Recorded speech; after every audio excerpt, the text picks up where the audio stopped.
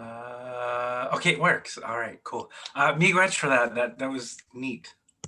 I like that you chose that because another aspect of relationship in poetry is that it must interact. And I do this frequently. I was furiously changing the poems because I was listening to what was written. So I hope I did good. Miigwech for having me. I live in Toronto. I'm going to mention it's the traditional territories of the Mississauga, of the Credit First Nation. Also home to many Haudenosaunee peoples over many times, as well as frequent homes for the Wendat people and many other Indigenous folks, current and previous. So cool. And I am a guest here because I'm from Alberta. And thank you for trying to pronounce those city names. A lot of people just give up and don't even bother with that bio. So miigwech to that. Fair warning to folks, my poems don't have titles. So there will be a pause in between them most of the time. And I begin. The body is a collection of continuously dying cells, destroying to repair. Memory held not through physical means, but electrical impulses. Moving beyond flesh like the force of dying suns crushed. A black hole's only trace being the ghost it sends out, perpendicular to the stars it killed.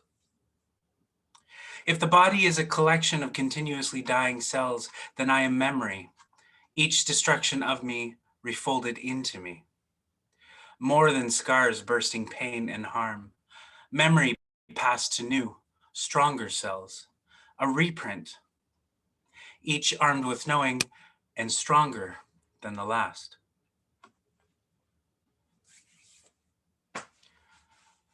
The bitter cold and tender touch of frozen lights falling reminds me of the softest and deepest sleep.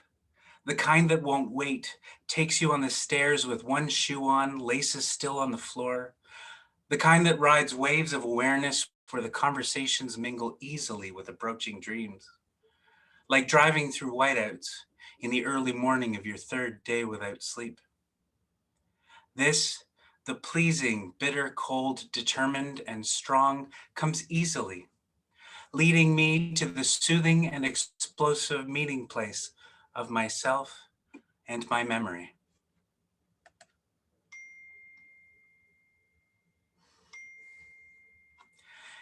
Cities are alive and speaking. Behave, the shadows of tall buildings say.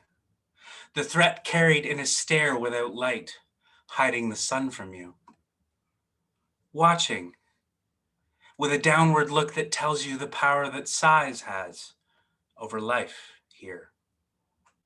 Like a teacher, finger pointed out and downward, a stare without understanding, showing you the power that discipline has and what you can become if you're lucky. Its purpose to highlight the difference between you and the person from whom authority flows repeatedly, till you're left like these buildings, static, with hundreds of holes, fixed and open.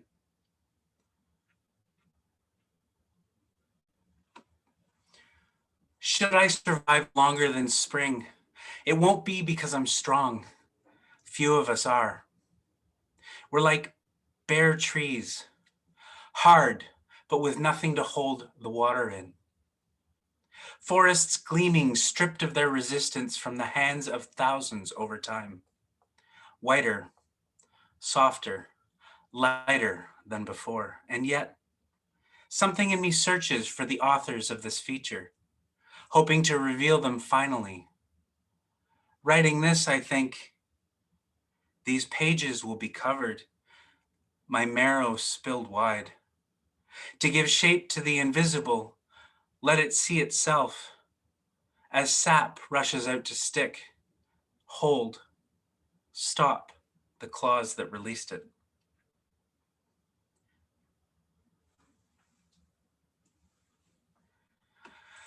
I had a friend who would press his hand on the accumulating ice in a freezer, repeatedly over months, until his hand claimed its own space in the deep freeze. In my habit, I imagine the imprint of a hardened hand on the soul of a child turned adult, turned child again. By memories that won't give up their hold, ice giving way to repetition and the slow melt, the slow and lustful surrender of one force to another. The learned helplessness of the ice matching the despair of a child turned adult, turned child again. Fractal beauty melted by frequent, unprepared, unsafe touch. In the light memory held by the ice, we are dissembled.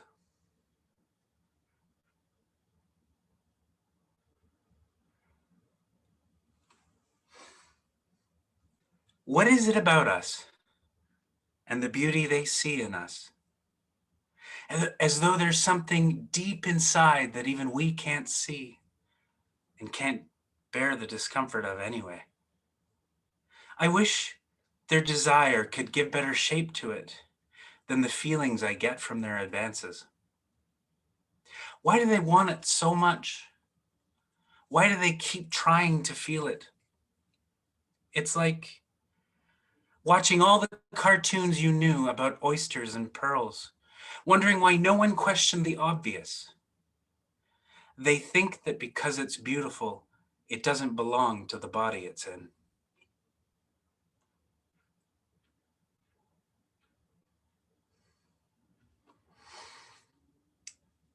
And I wonder if my attraction to men is preceded by my understanding of their capacity for violence, or if the opposite is more likely. If my attraction to you is dominated by my fear of the other side, the chaos it brought to the edges of our home and our imaginings, sharp corners making us bleed.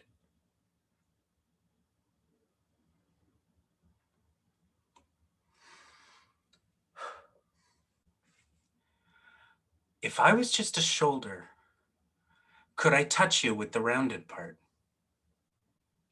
Could I slide my entire being down your back and ask you to notice?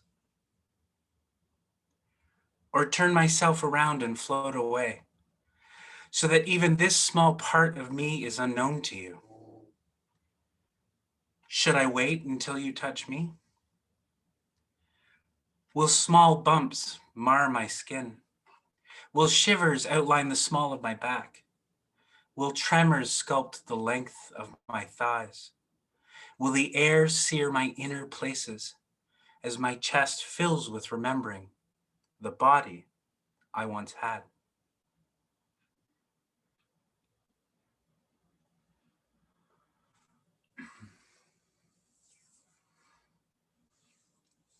Time. It's slipping down the wall, gripping imperfections, tears at the paint, pulls our eyes to the floor where the weight of lost expectations settles, turns, where your elbow meets the wall, writhes in the folds of your clothing, switching back and forth, pulling at your sleeves, confusing me. Finally weary, you rest your hands in your pockets, shuffle your feet, and look away. Jumping between us, it thieves our words, senses victory, splashes on the floor, and disappears.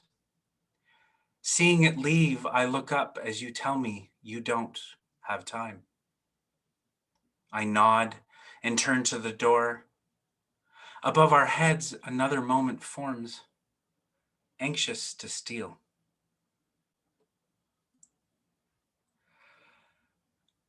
And I don't know how to feel where the memories of me sit, whether they live behind the skin aroused by my irregular panting or entirely within these words. I worry that these things will be lost to the world, a scattering where nothing holds all of me, or worse, that only words will contain what's left.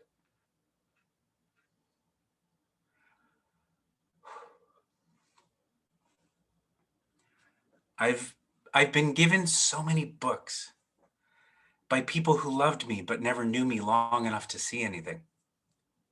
So many empty pages, I feel like I've earned them, each wanting to hold something but never pieces of me. A whiteness so repetitive that I'm scared to mark it, create features the ink might contain for others to focus on.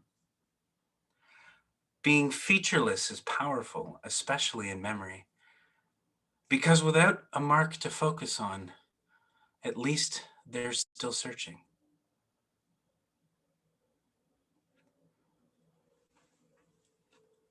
And you're just a scratch, not even a crack in who I was.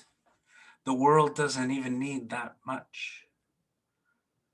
And right now, staring at a new page on a bus headed east, I wish the cold could freeze the impact of you, stop the outward flow you created when you entered me. But winter is leaving us. I have to pause and say quickly, these poems from Blood involve, I don't know where you are on the West Coast, but they involved when I lived there.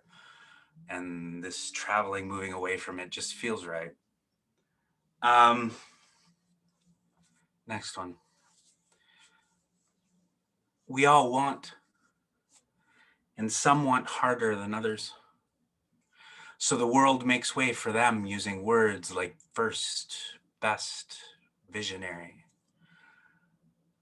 Surrendered to new version of greatness, preferring control over the strength of connection.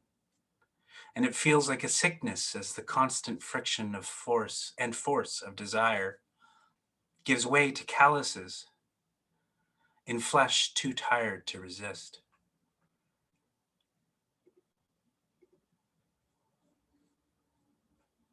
So close. There's an expression I'd heard that old people were full of earth, becoming full, rich, and dark over time, ready. And I wonder what makes change possible. Like the earth, do we not survive because of the little things eating through us, burrowing holes that our nature can escape through? Two more.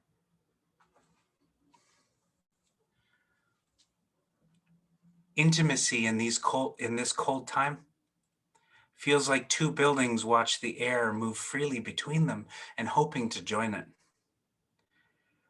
mourning their hardness while the world plays around them. It's like baking a cake.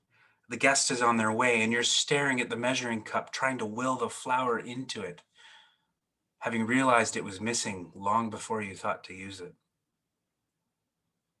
Or like being 17 at the bar, spraying infectious laughter and insight all over on men who can't savor anything beyond the way your jeans hang just above your tailbone. Or leaving a crystal growing kit too long in a damp closet, and it grows wild into the darkness, denying you a beauty you hoped to create for yourself. It's every little thing that's precious because it never happened.